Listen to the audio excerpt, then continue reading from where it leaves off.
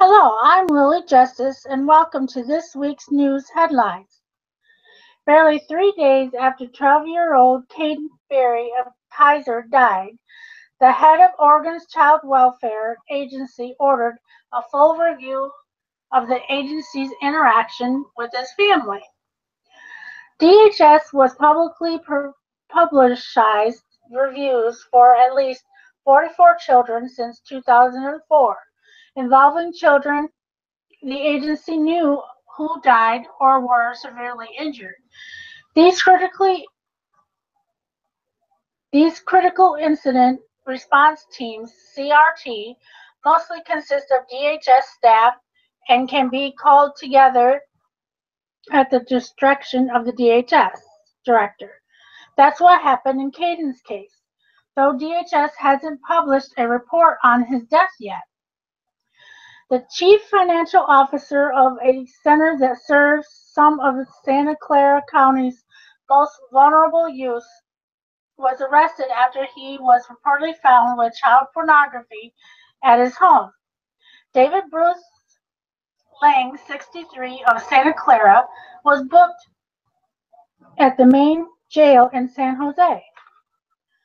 A former Springfield teacher convicted of statutory sodomy said in court that she made mistakes, but was then 14-year-old former student in her foster care who initiated physical contact.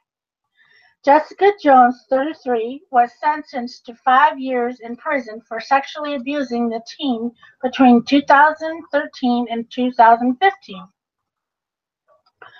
A former DHS worker convicted in the death of a 5-year-old girl will soon be released from prison. Sally Ann Sofield was convicted in 2002 and is serving a 20-year sentence for killing Logan Marr.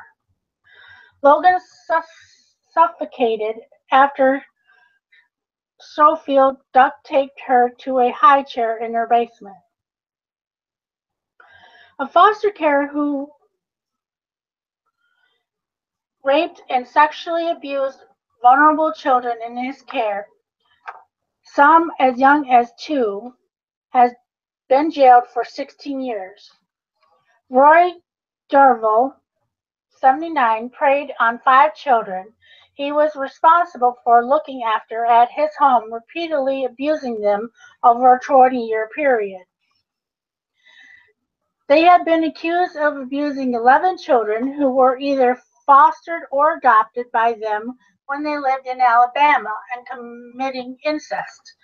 Daniel Spurgeon has been charged with 150 counts of first-degree sex abuse, 122 counts of child abuse, and 4 counts of sexual torture. He also stands accused of raping, strangling, and suffocating the children. The adopted dad also faces 115 counts of enticing a child for immoral purposes, 6 counts of incest, and 11 counts of first-degree human trafficking. His wife, Janice, has been charged with 100 counts of child abuse, human trafficking, endangering the welfare of a child, and enticing a child for immoral purposes.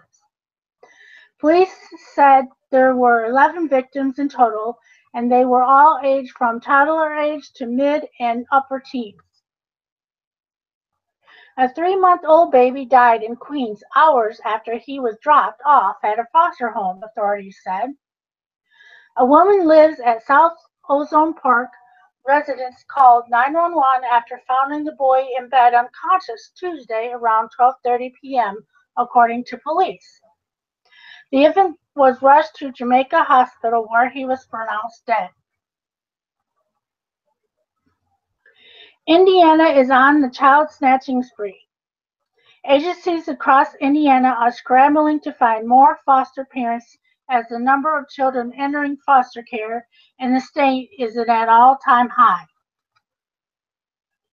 North Hampton County said it is cutting ties with the impact project of EMS after learning of allegations that provide foster care agencies knew of abusive behavior by Sarah Packer more than a decade before she was charged in the rape and murder of her adopted daughter, Grace.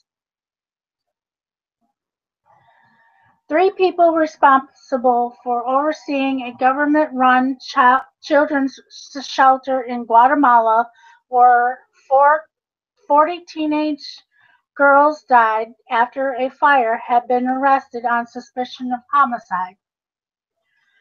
Former Social Welfare Secretary Carlos Rodas, who resigned his post on Saturday, was detained along with Deputy Secretary Anaya Keller at the shelter's director Santos Torres, who had also left their posts in the wake of the blaze. The Buffalo woman who is accused of taking her 4-year-old daughter from a bus stop Thursday afternoon, prompting an Amber Alert to be issued in the middle of the night, had pleaded not guilty to all of the charges against her.